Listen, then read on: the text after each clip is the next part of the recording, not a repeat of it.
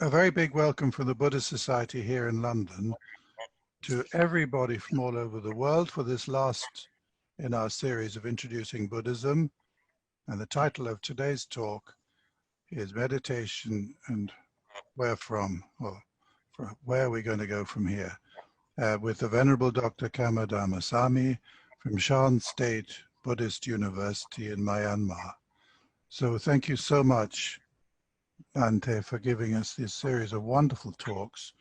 And I was very delighted to hear that in September you can give a series of talks on Abhidhamma. So I won't take up any more of your time, but just thank you so much for coming and talking to us, and very much looking forward to your talks in September. Thank you. We are going to start as on the previous days. I'm reciting Namo Tassa 3 times. Namo Tassa Bhagavato Arahato Samma Sambuddhassa. Namo Tassa Bhagavato Arahato Samma Sambuddhassa. Namo Tassa Bhagavato Arahato Samma Sambuddhassa. As you can see today, I'm not using microphone. I would like to check, can you hear me properly? Okay, thank you. Today is about meditation. Shall we say introducing meditation? And here, I'd like to make 1 or 2 important points before we talk about the meditation practice. The first one is that some people think meditation is only for monks and nuns and for people who are ready to renounce the world. I'd like to tell you that this is not the case. Meditation is for everyone. Everyone everyone needs meditation practice, but the benefits that meditation practice can bring.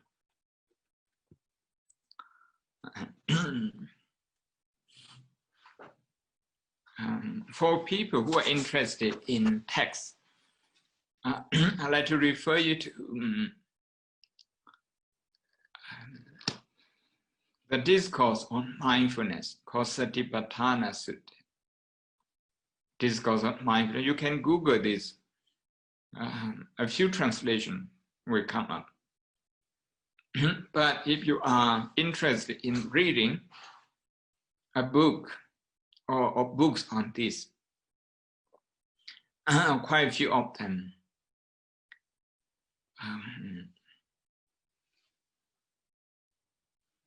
8 Mindful Steps by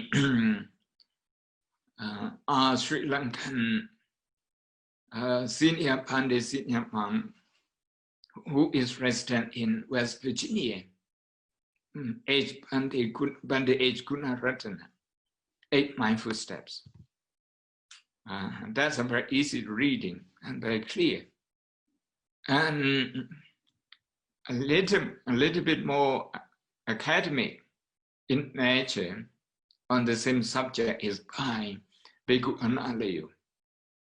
The title is The Direct Path, Mindfulness, the Direct Path, as his PhD thesis. If you, or you can also read a book that is well known to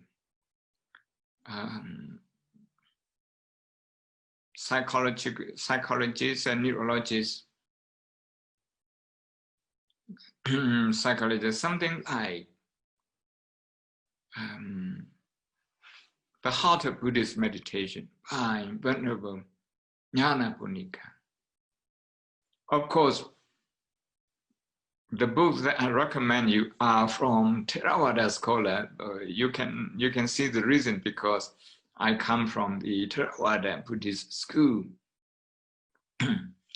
But we also have books.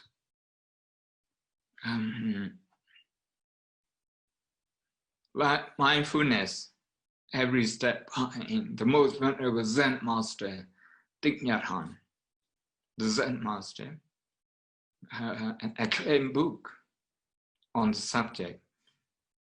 I'm talking about books written by monastic scholars who are also serious practitioners. But then you have a lot of books on mindfulness, like Mindfulness for Beginners by John Kabat-Zinn, an emeritus professor at MIT who introduced mindfulness to the secular aspects of life, such as medicine, psychology, and so on. So many of them. You have thousands of books if you go by the title, mindfulness.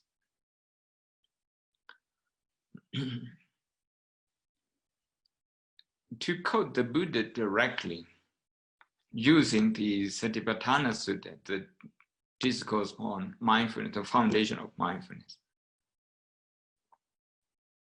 the Buddha talks about maybe 5, but if you would separate some of them, it may be 7 benefits. Maybe some benefit.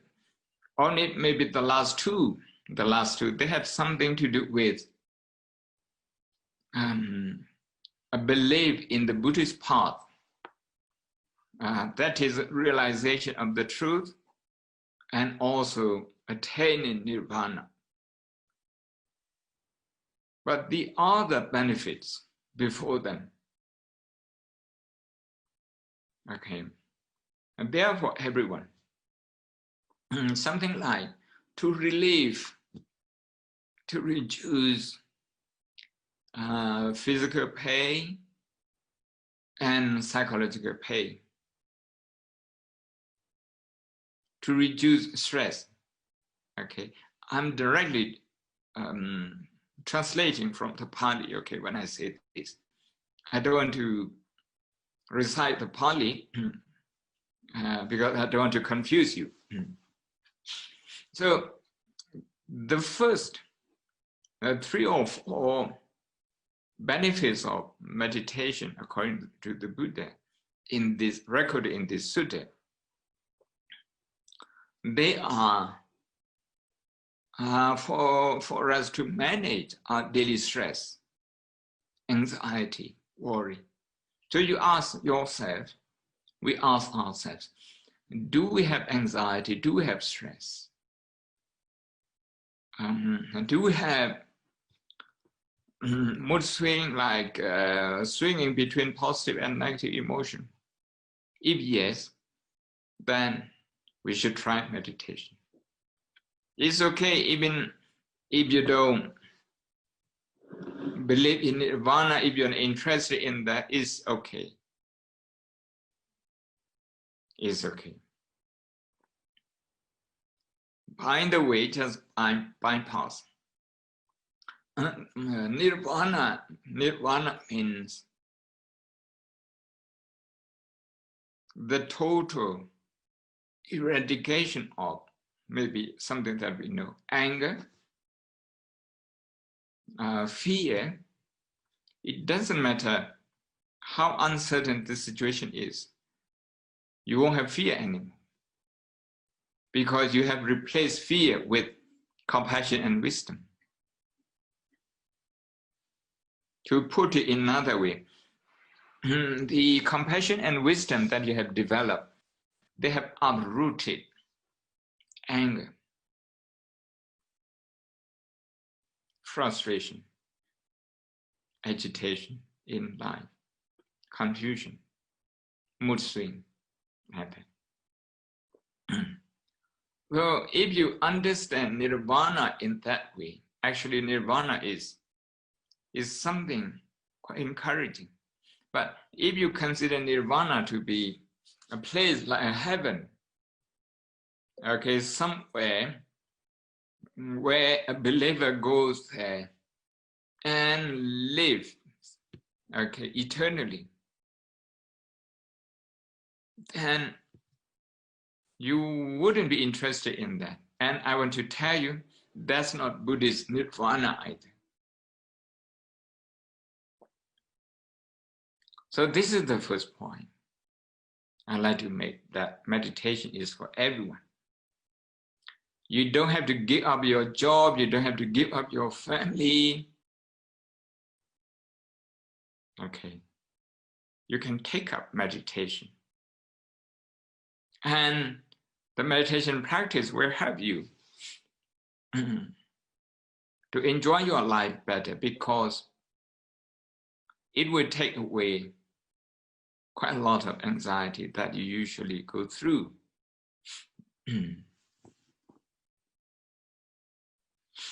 So this is the first point I'd like to make. The second point is that meditation practice, or if you like, contemplative exercise,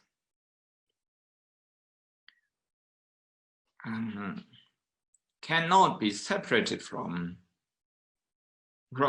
any other matters in our life. Something like our attitude, our mindset.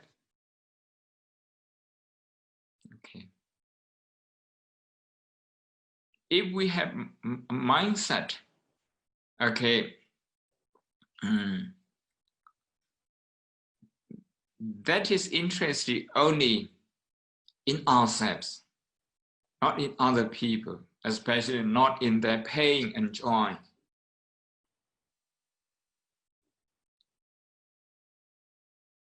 This mindset, okay, is not helpful to meditation. If you sit trying to focus on your breathing, you will always feel tense because of the wrong attitude, the wrong mindset.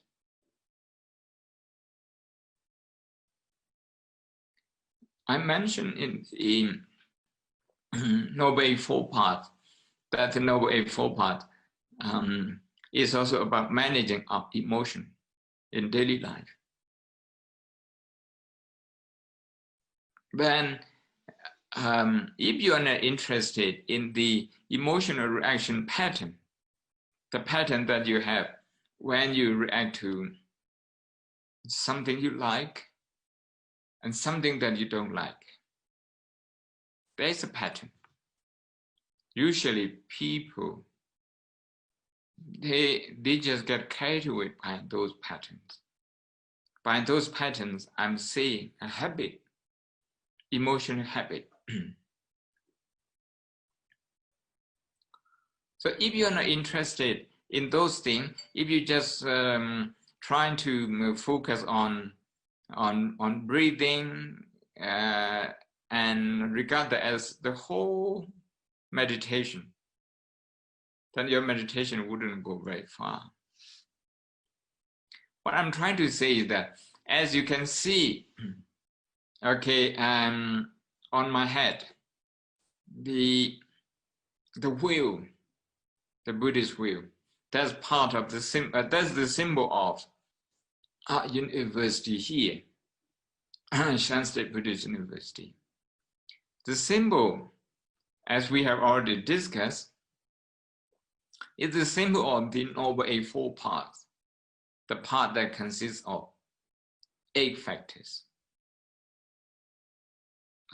Traditionally, we regard 3 out of 8, especially the last 3 factors, as belonging to meditation group, meditation practice. But this is to narrowly interpret the Eightfold Path.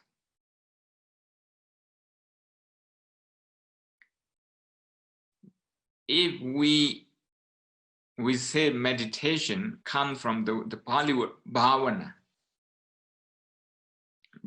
which means to cultivate, then we have to cultivate all the 8 factors of the Eightfold Path, all the 8 factors.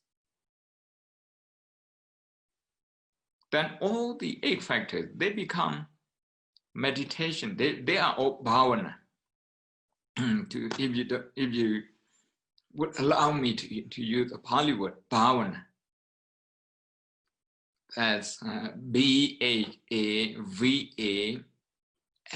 bhavana.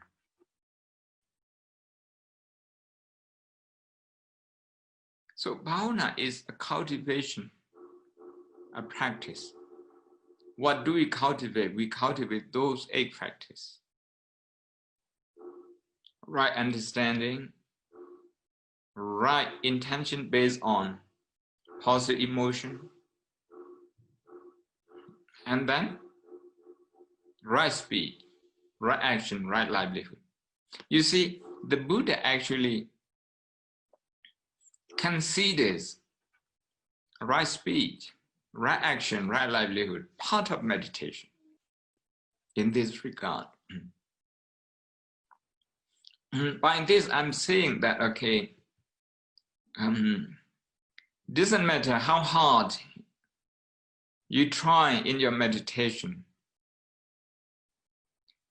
if that doesn't bring awareness to the way you communicate with other people, verbal communication, maybe email communication also, not just verbal communication.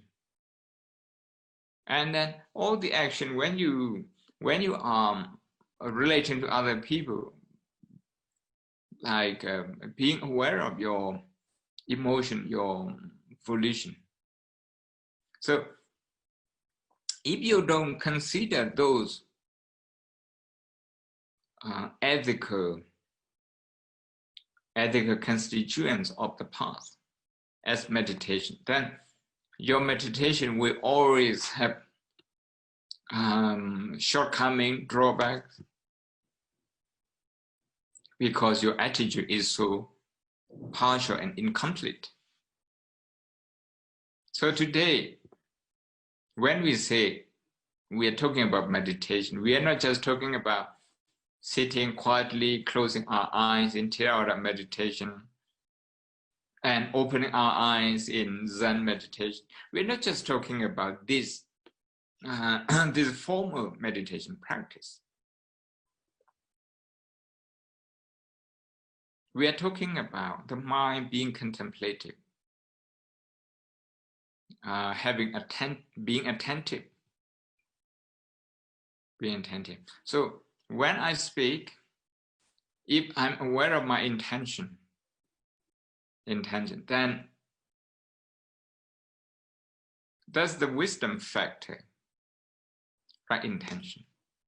If my intention is positive, certainly this is right intention. Then when I speak,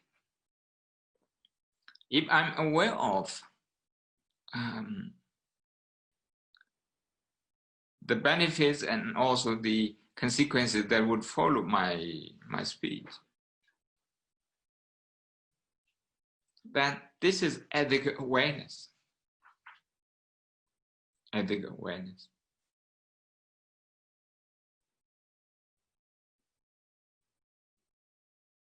And for that ethical awareness to be mature, to become mature, to get stronger, we need formal meditation to help it.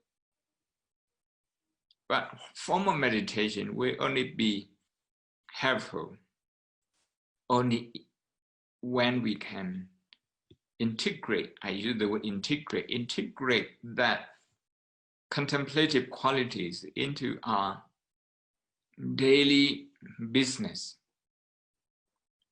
The way we talk to each other in the meeting, at work,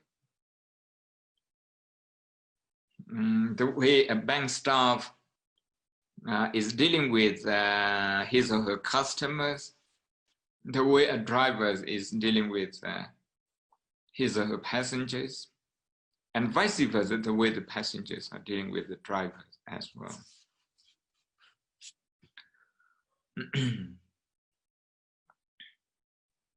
Because now this is the second point I have just made, that is, meditation has to be integral with other factors such as attitude and ethics, ethical behavior in daily life. Now, as I mentioned at the beginning, publications on meditation, especially in English, by the scientists and also by the traditional scholars, meditation teachers, there are plenty of them. In Theravada Buddhism, in Mahayana Buddhism, plenty of them. Because of this, I'm just going to introduce meditation to you in the simplest way that I think would be beneficial to anyone who wants to start meditation practice, or who wants to help other people to start the practice. The other day we had a question about the length of meditation, how long we should do. First, I'd like to read you from this book. This is The Science of Meditation. Okay, the author, they call meditation science, the science of meditation. This book is by Daniel Goleman and Richard Davidson. Daniel Goleman is the author of Emotional Intelligence, and Richard Davidson is a professor at Wisconsin. He studies neurology, clinical psychology, and meditation. These two authors, they started meditation in the early 70s, and they have never stopped. They studied more and more. So for the last almost 50 years, half a century,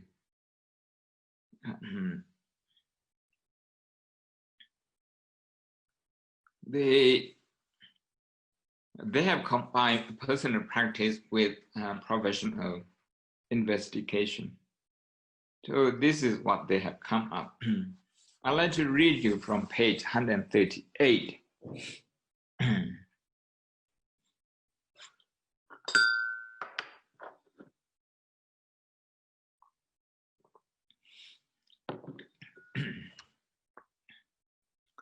The good news for multitaskers. Cognitive control can be strengthened. Undergraduate students, volunteers to try 10-minute session of either focusing on counting their breath. I talk about this later. This is a meditation technique. Or an app comparison task, browsing Huffington Post, Snapchat, or BuzzFeed. Just 3 10-minute sessions. 3 10-minute sessions, altogether just 30 minutes, just half an hour.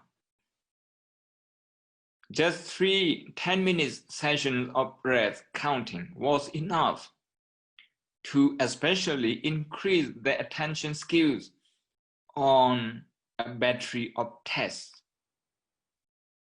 And the biggest gains were among the heavy multitaskers who did more poorly on those tests initially.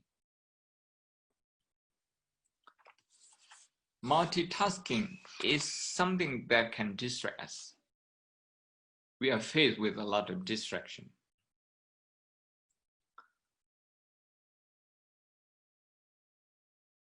So the research is on those people.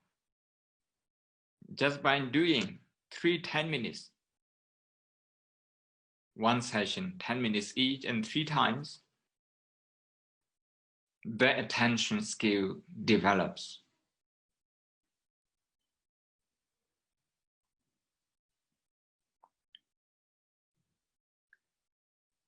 This is from the fMRI and EEG, research. People actually take a lot of pictures on your brain in real time when you are meditating.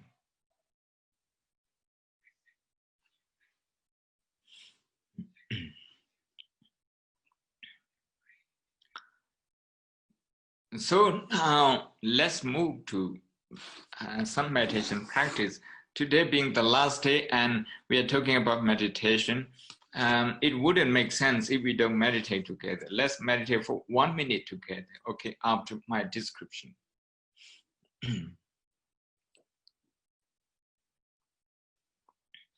But let me try once more to try to persuade people who haven't started meditation to meditate. Why we should meditate.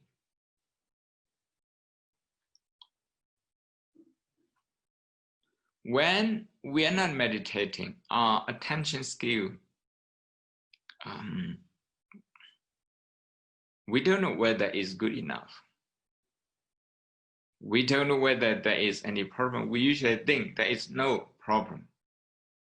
But only after we start sitting, maybe for 5 minutes, not even 10 minutes, then we come to see that our attention span is actually quite poor. What does it mean? It means we get distracted very easily.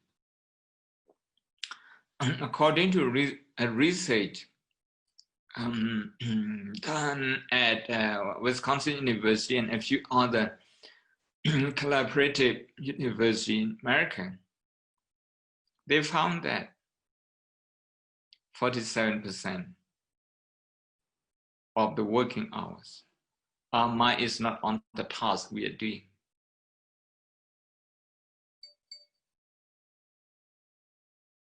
So we are quite restless. That is why a paper was published as a result of that research, was titled as a restless mind is an unhappy mind. So if our mind is restless, if our emotion is normal, okay, not much mood swing, not so much short temper, not so irritated. But then our mind still wanders, still works automatically. If that happens, that mind is prone to unhappiness, prone to being attacked by negative emotion.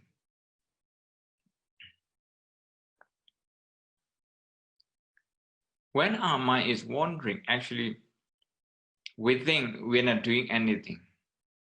But at that moment, the mind or the brain uses up a lot of energy. Our brain, which is only 2% of our body weight, usually uses about a quarter of the energy that the whole body produces.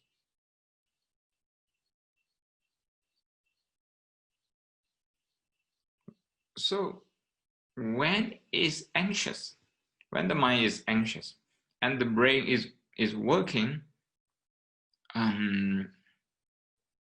at the fear center. And the brain, we know the brain, as non-specialists, we know that the brain, maybe it's 5 or 6 areas of the brain are important, and one of them is the fear center. Is a protective mechanism. So when there's no danger, but the brain kicks into the protective mechanism, into, I mean, being centered on fear, and either fight or flee, then we are using up a lot of our energy. It's not sustainable. It's not sustainable for our health, not sustainable for the health of our brain, the physical health, certainly not psychological health.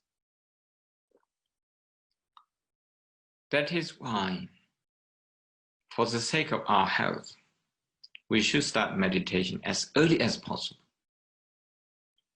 I'm very pleased that mindfulness meditation is being adopted increasingly in many schools in the Western world.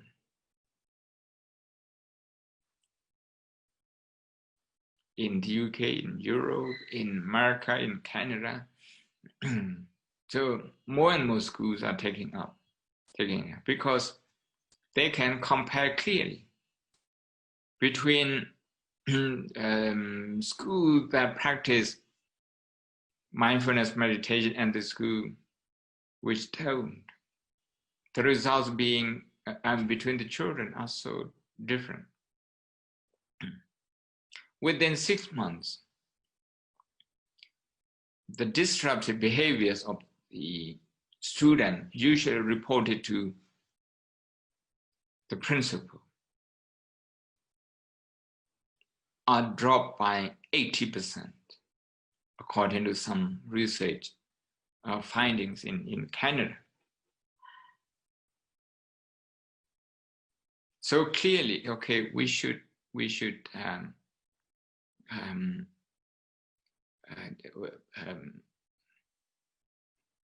take up meditation, even if we are not interested in nirvana. But we should be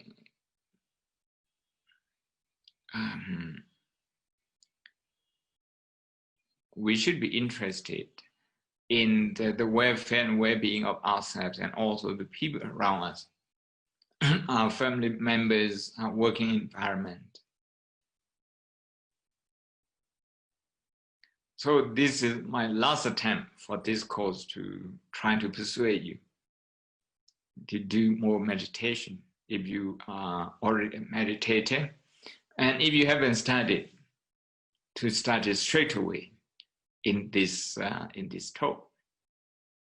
There are many forms of meditation. The main thing is, the first thing, to choose a physical object. I repeat, a physical object for the mind to focus on. In Buddhism, we talk so much about mind and body, how they coordinate, how they work together, and how they are separate. The speed of the body is supposed to be a lot slower than the speed of the mind. So if the mind is quite restless, for that to calm down, we need to practice, we need to exercise in a way that it would work with something which has a slower speed, that is physical function. So breathing is a physical function. physical function. But some people, they look at an object, maybe an object, maybe a candle light, maybe water, maybe a color. Again, this is an object. The relationship between the eyes and the color is slower than the speed of the mind. That is why we choose something which is slower than the mind in order to help the mind to slow down, And only if we slow down, there are things that we can see. For example, what's going on in our thoughts, what's happening with our muscle, physical muscle, if they are tense, if they are relaxed. Only if we slow down that we can see them.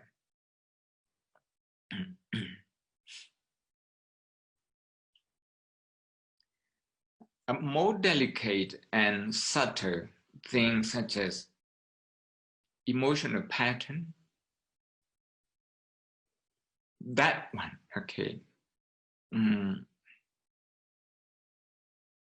is hard to see without slowing the mind down, without slowing the thought process down. So it's important to do this. We're going to start with breathing. We can just breathe normal breathing in, breathing out. We can do this. Many ways of breathing technique, breathing meditation techniques. If you count, many ways of counting the breath again. You can count breathing in 1, breathing out 1. And you increase breathing in 2, breathing out 2, and you go on like that. Maybe up to 5, up to 10. Some people do even more, go even higher.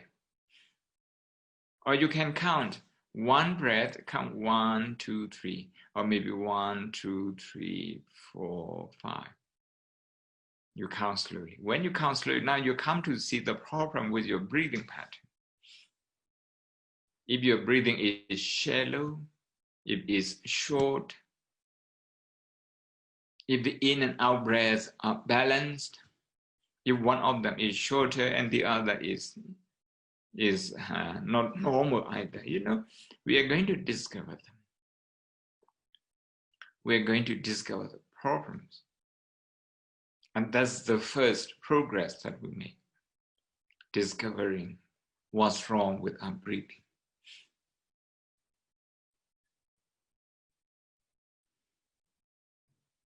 If we don't breathe, we are not alive anymore.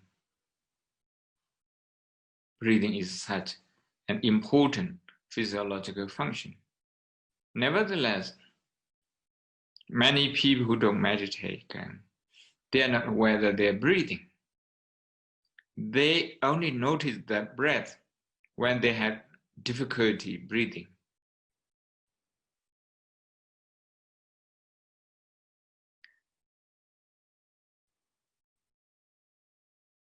Breathing is a popular meditation object because we can find it here all the time. You can focus on your nostril or you can focus on your tummy. It's okay. For me, I don't have any preference. Some meditation centers, they do follow a certain pattern. But for me, in principle, they all work. They all work because they have been put into test by different meditators and their followers. And they have seen some encouraging benefits. So breathing in and out, in and out. But this is just to try to settle the mind. Just try to to help the mind to develop the capacity of paying attention to a chosen task, a chosen object at a given moment.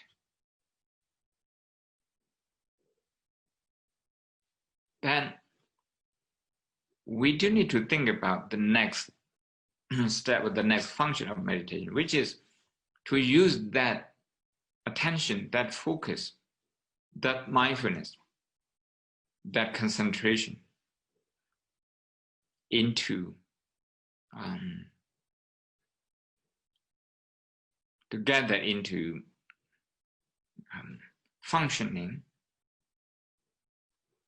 in the observation of our own thoughts, our own emotion, our own reaction pattern to the environment.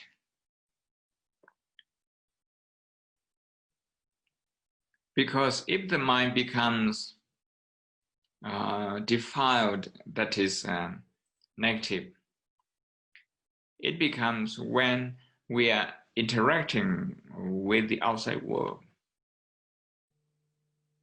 So we really need to pay attention to these things, to the way we interact with the outside world, with other people, at work, or when we are reading our email, when we are talking to other people on the phone, in a meeting, face-to-face, on a Zoom. We do need to pay attention to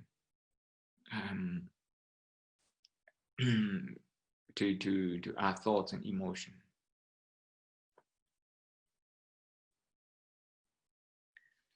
So that is to say, when we are breathing in and out, trying to focus on breathing in and out, even 1 minute, 2 minutes, even for that short length of time, you will see that your mind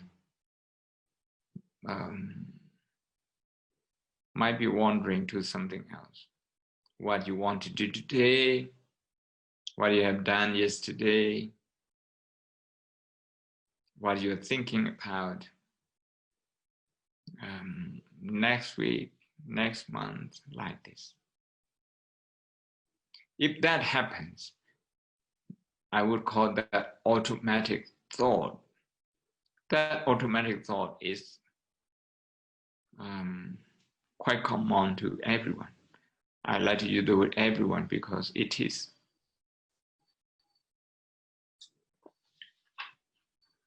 So don't be discouraged if you find your mind drifting away. That's okay.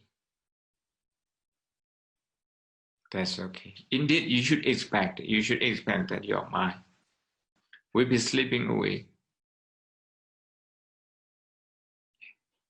What you have to do then is to recognize that wandering mind.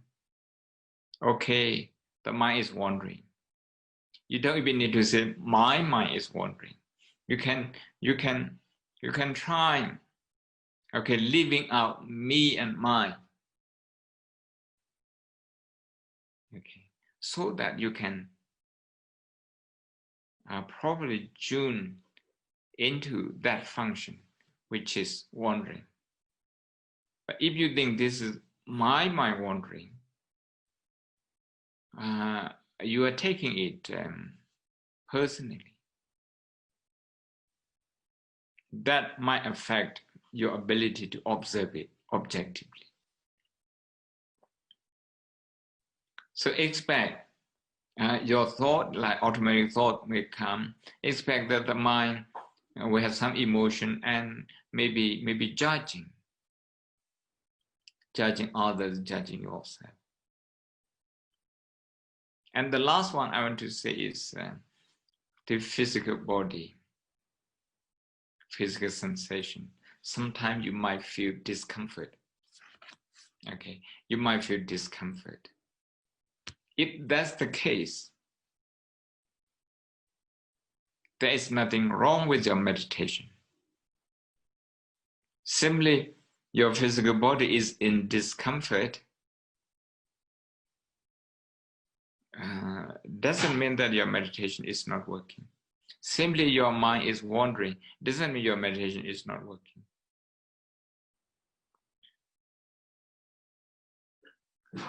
We are not talking about the mind not wandering.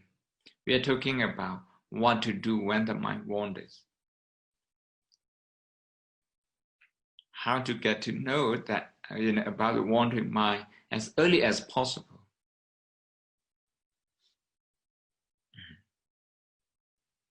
As early as possible. And we are not talking about not having pain in the body, not having physical discomfort. We are talking about how to live with that. How not to let the mind multiply that pain. So we are talking in practical terms, how to use that. Some of you will have heard of MBSR, the way people use this mindfulness, this meditation, meditative awareness in coping with pain, initially introduced by Dr. John Kabat at MIT Hospital in America. Now it has gone worldwide. And people have developed further based on that. So let's meditate for 2 minutes and then have some question.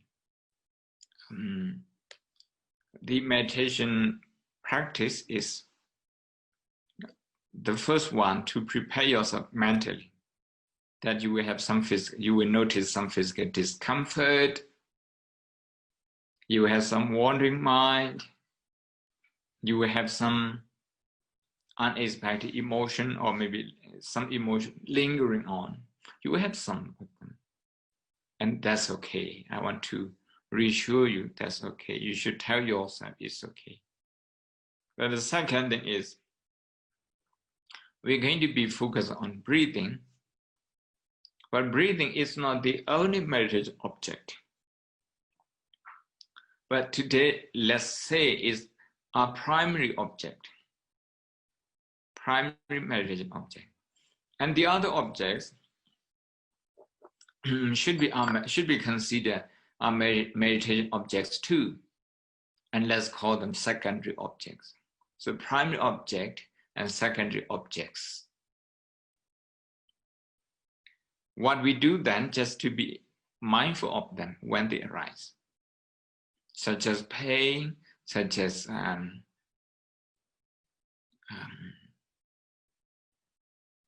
positive, negative emotion, negative, automatic thoughts. Just recognize them, just accept them. Okay, this is pain. Okay, this is this automatic thought.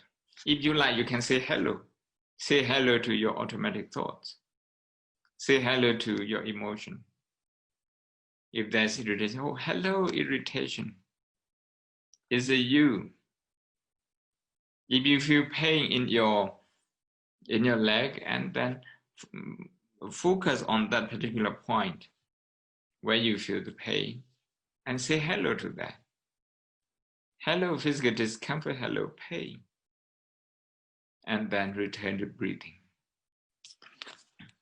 So I think we meditate for 1 minute, exactly 1 minute. I'm going to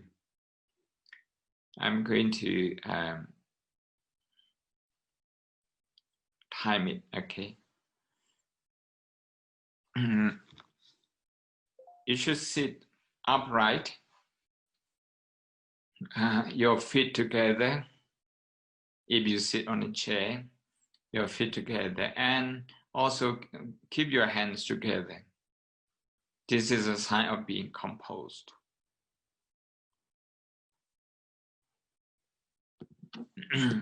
We can start now. Start focusing on the breath.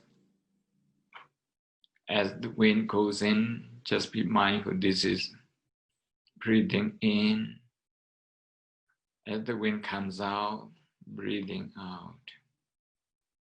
If you like, you can put in a little bit more effort into breathing.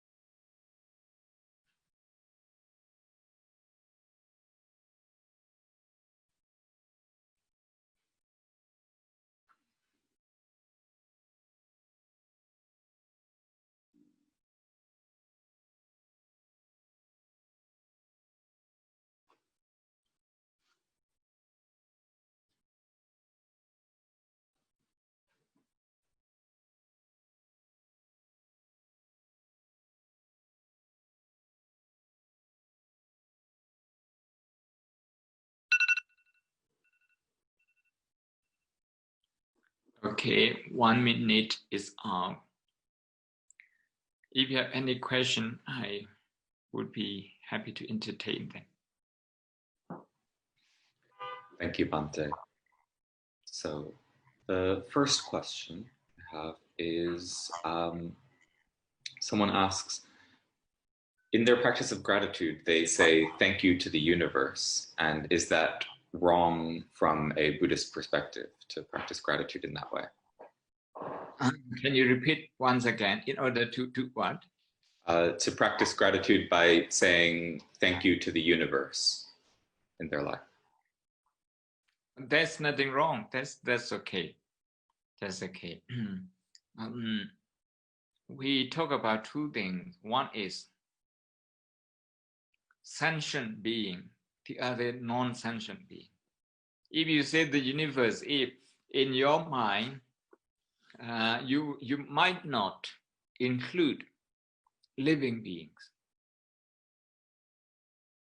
So what I would like to tell you is that, okay, it would be very helpful if you also include, okay, thank you the universe and thank you other people.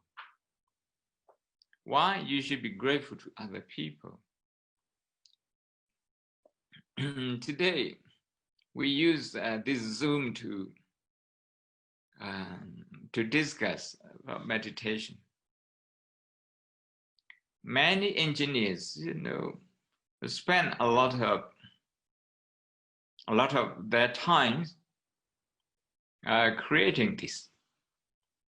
But the engineers who have created this Zoom, and they have also learned from others. And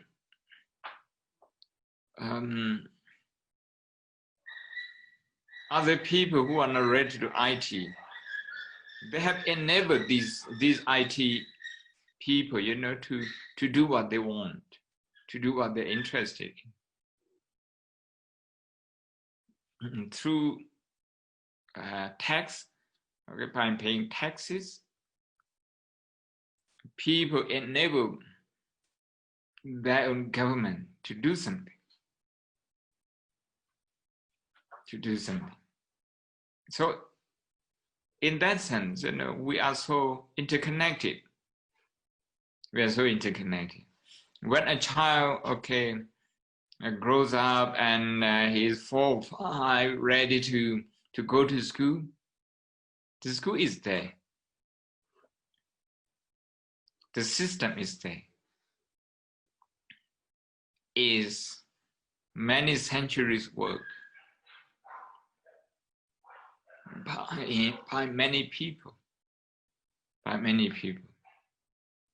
When we say government is good, the government builds it, we should be saying that the people build it. Everyone who works and pays their taxes, they do that. People buy a car for themselves. but hardly people build a road. So the roads are built by collective effort. Now, not just in our country, but also in other countries. We go and we pay very minimal. We can use those facilities. So if you extend to that your gratitude will get deeper. I talk about this book.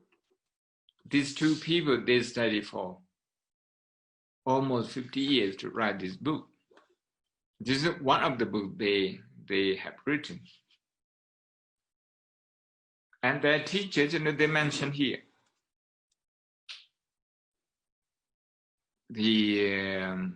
some are Hindu, and initially and after that, a lot of them are Buddhist meditation masters. And those masters, they are also sustained by other people. Yes, they make effort, but they need other people so that they can make effort. Generations of teachers and all that. So then what about this book? You need people who design the format, and you need people who produce the paper, and people who plant the trees, and people who transport them. I mean, if you hold this book with gratitude, actually you can connect with everyone in the whole world. I don't know where these papers come from. Maybe New Zealand, maybe somewhere else. But this book was published in America. So around the world, it comes here. It has passed through many good hands, many good hearts, in order for this book to be sitting on my table. So in that sense, I'm so grateful to everyone. Okay, next question, please. Thank you. A question which asks, how do I work with a bad temper, suddenly getting angry and flashing out before you can control it?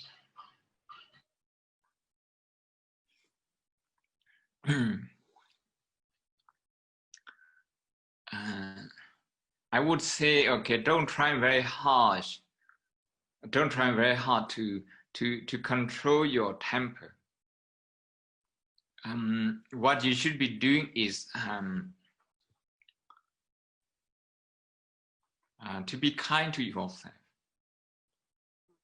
and to develop awareness to see what's happening to you when you have short temper, when a short temper has a reason. Usually we use our temper to justify something, to justify our thinking, sometimes our shortcoming, sometimes to justify the way we treat someone else. Only if we can justify that we feel secure. Otherwise, we don't feel good. So even when we have a short temper, and certainly is a negative emotion, and we can feel that very clearly. Because when you're having a tea, if you all of a sudden, have a short temper, you can't really enjoy your tea anymore. So we know it's negative, we know it's painful. But what I'm trying to say is that we justify our short temper. So my advice to you is not to justify that.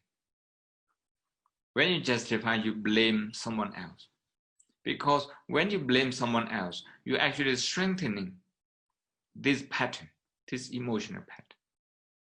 Then if you don't blame someone else, you got to be careful also you got to be careful still, because you might blame yourself. And blaming yourself is as bad as blaming someone else. So if you are careful of this blaming habit, blaming others and blaming yourself when you have short temper, and the mind is overdriving with all sorts of reasons why your short temper is justified. So if you just pay attention to this one, and then use breathing in and out when you feel okay, short temper. Now you're feeling short temper. Just breathe a little bit deeper.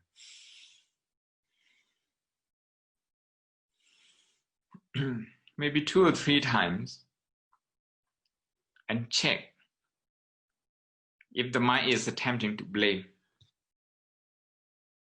With this, you are actually living with that temper and living mindfully. We can only learn from this temper if we live with that for a little bit and feel that mindfully. We need to feel that mindfully. We don't need to suppress that. If we feel that mindfully, maybe for 60 seconds, exactly 1 minute, maybe 2 minutes, at that moment, trying to see what that short temper is doing, is trying to do to you.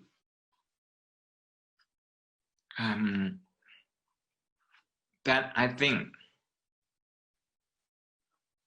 short temper itself will become a very good resource for compassion enlightenment, because you're going to feel pain, and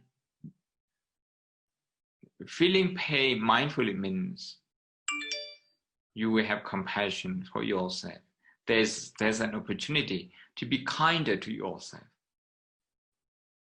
And when kindness becomes a habit, that will replace short temper. Not only that we can manage short temper with kindness, we can also heal any pain, any trauma from short temper. But don't blame yourself. Don't think, I'm a short-tempered person, I'm bad, never judge yourself that way. I'm short-tempered because this person is like this. When I was young, because that person was like that, If we see it that way, we are taking the situation very personally. The whole teaching of Buddhism is to try to find some impersonal perspective to our personal experience.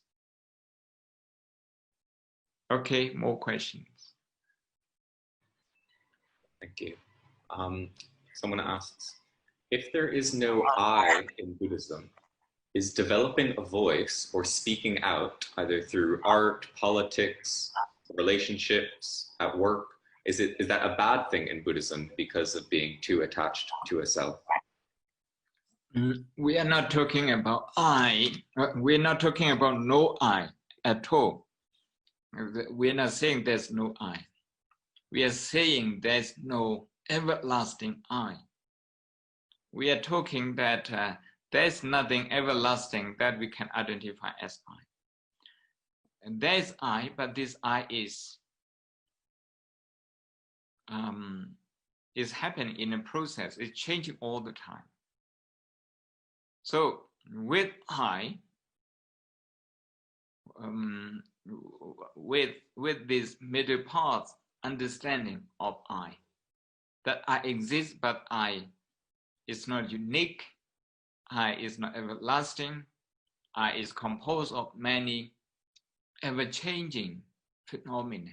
If we understand it this way, then we can use I, the idea of I, to be responsible for our action.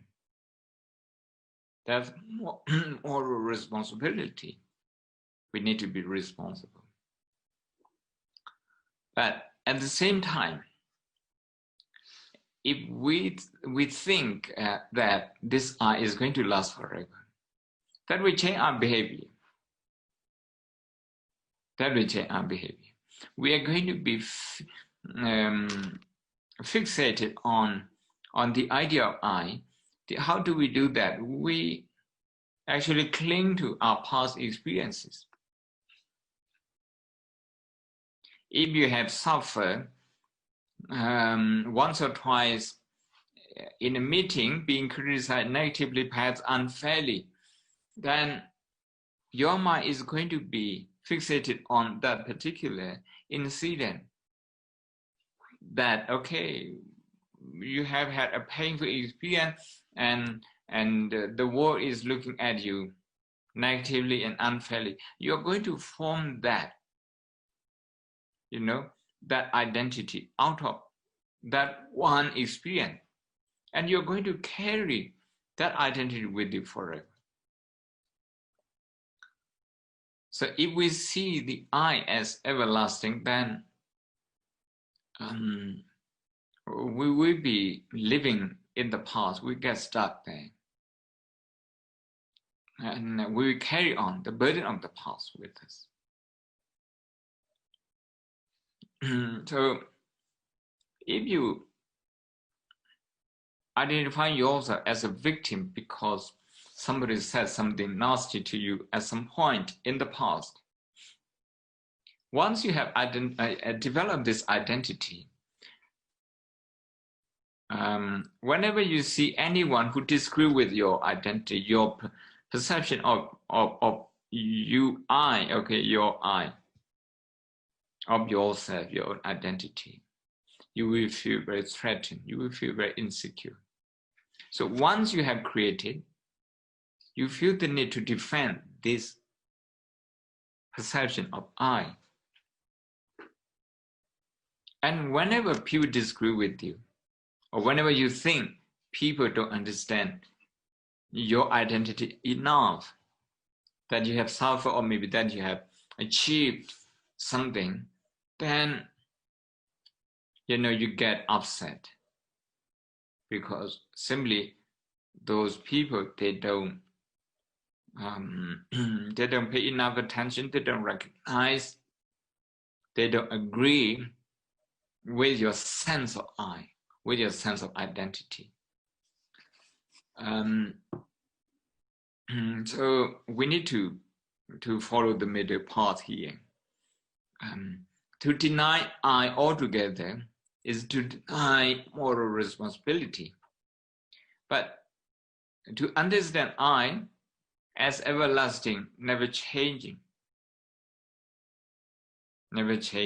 then we go into the other extreme, as I have just explained earlier. The second sutta of the Buddha and many others, a few other suttas, they actually talk about how narcissism, can arise out of this. Okay, one more question. Thank you. This question is, how can we deal with hypocrisy in daily life with compassion? Thank you.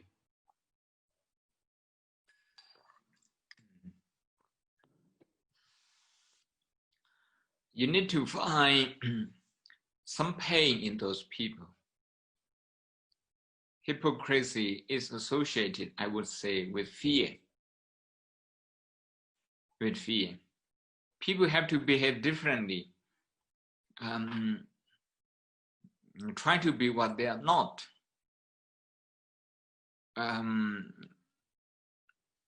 Holding, double standard, because they think they would lose something. They would lose something in the eyes of the people. Maybe they will lose in kinds also. Because of that, because of the insecure feeling, just to protect them is almost, is almost their perceived need, okay, for survival.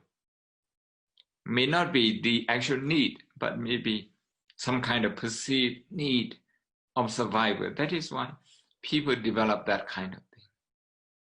So if you can find that kind of pain in those people, which they themselves may not be aware of, then you have the opportunity to empathize with their pain.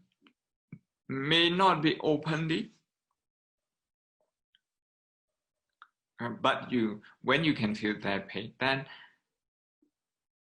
you, instead of getting short temper, getting irritated with their hypocrisy, you feel pain, you feel compassion for them. When you feel compassion, the nature of compassion means you want to do something for them so that they can reduce, or they can get rid of this insecure feeling and hypocrisy. That is to say, if we find a hypocrite and we get irritated, we got to ask ourselves, now do I become part of his problem, or do I become part of a solution to his problem? We got to ask this one. I know condemning hypocrisy is one of the things that people want to do. But if I do that because I feel quite morally superior to them, maybe I feel insecure in some way myself. So this is my thought. Any more questions, Marlon? Yes, we have a question here, which is, despite having meditated for a long time, I still can't overcome my problems, like such as defilements. Are there some things that meditation can't overcome, or some people that it can't help?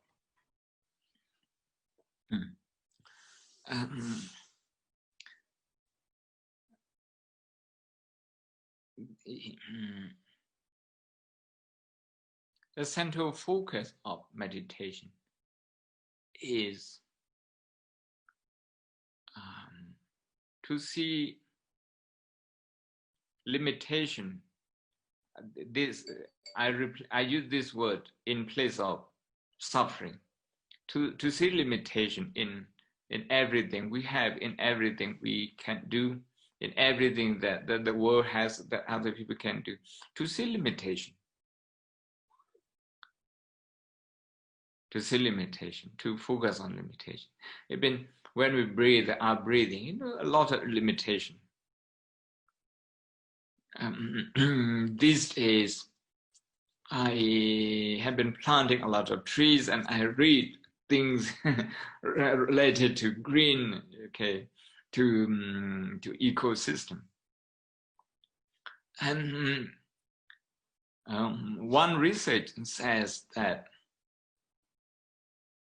our lung, the function of our lung, okay, can only generate about 25% of the oxygen we need. Maybe there are other findings as well, but this particular one from Kentucky in America, they say it's only about 25% that our lung can generate. So clearly there is limitation to what our lung can perform, can function. Because of that limitation, we need trees, we need good environment, and less air pollution. So that's the limitation of the body. And some of you may have had just a quick lunch before you join my talk, or maybe some of you are going to have your lunch.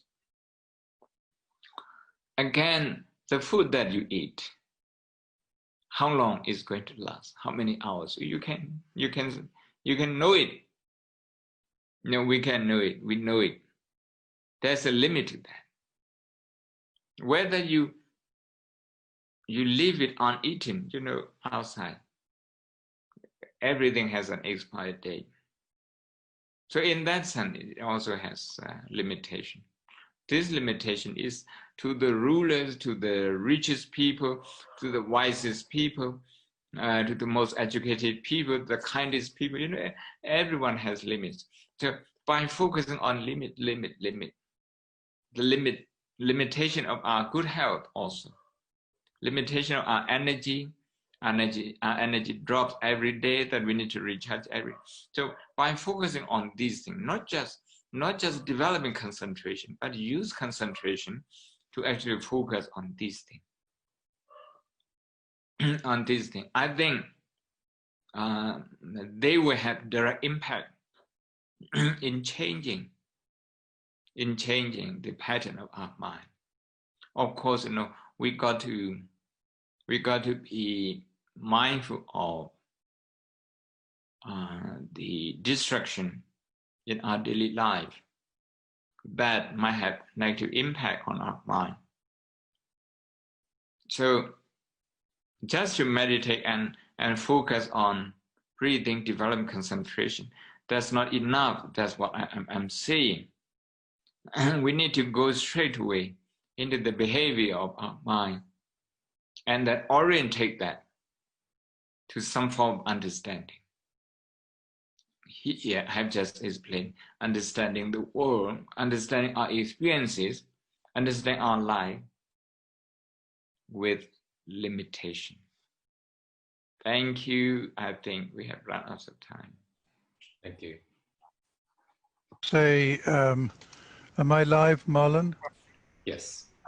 I just want to say a big thank you, Venerable Khammai Dhammasami, for a wonderful series of talks at Shan State Buddhist University.